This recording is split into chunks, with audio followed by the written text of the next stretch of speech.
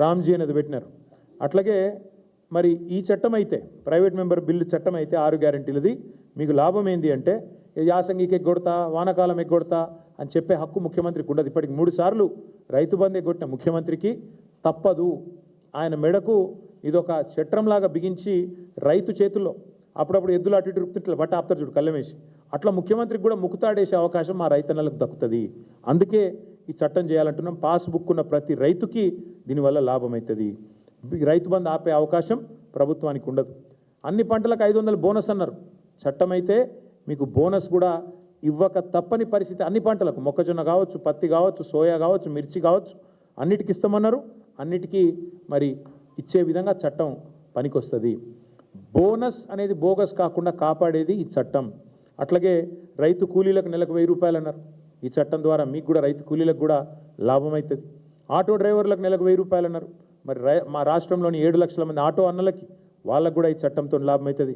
అందుకే దయచేసి నేను రాష్ట్ర ప్రజల్ని కూడా కోరుతా ఉన్నా, మీరు కూడా ఏం చేయాలంటే ఈ బిల్లు పెట్టిన తర్వాత మీ ఎమ్మెల్యేలు కలవాలి. మీ నియోజకవర్గంలో కాంగ్రెస్ అయితేంది, బీజేపీ అయితేంది, టీఆర్ఎస్ అయితేంది కలవాలి. కలిసి అన్న ఈ చట్టం వస్తుంది, మీరు దయచేసి ఓటేయాలి, ఓటేస్తే నాకు హక్కు వస్తుంది అని చెప్పి మీరు కూడా మరి మీ ప్రజాప్రతినిధుల మీద, గౌరవ ఎమ్మెల్యేలు, గౌరవ ఎమ్మెల్సీల మీద తప్పకుండా ఒత్తిడి తేవాలని చెప్పి కూడా నేను కోరుతా ఉన్నా.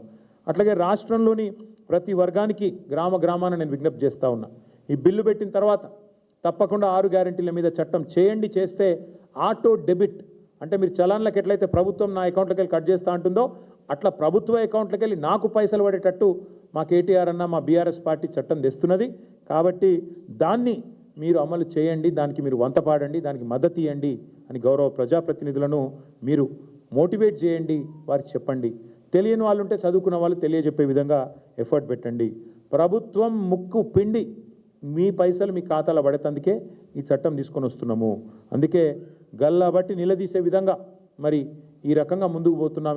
ఈ చట్టం విషయంలో 6 గ్యారెంటీల చట్టబద్ధత విషయంలో మరి తప్పకుండా అన్ని పార్టీలు సహకరించాలని గౌరవ స్పీకర్ గారు, సెక్రటేరియట్ కూడా వారి శాసనసభ సెక్రటేరియట్ కూడా సిబ్బంది కూడా సహకరించాలని చెప్పి కూడా కోరుతూ ఈ 6 గ్యారెంటీల చట్టబద్ధత విషయంలో మేము ఎంత సీరియస్గా ఉన్నామని చెప్పడానికే ఈరోజు ఈ బిల్లు కూడా డ్రాఫ్ట్ కూడా తయారు చేసి న్యాయ నిపుణులతో కూడా చర్చించి ఇది అవసరమైతే పబ్లిక్ డొమైన్లో కూడా పెడతాం.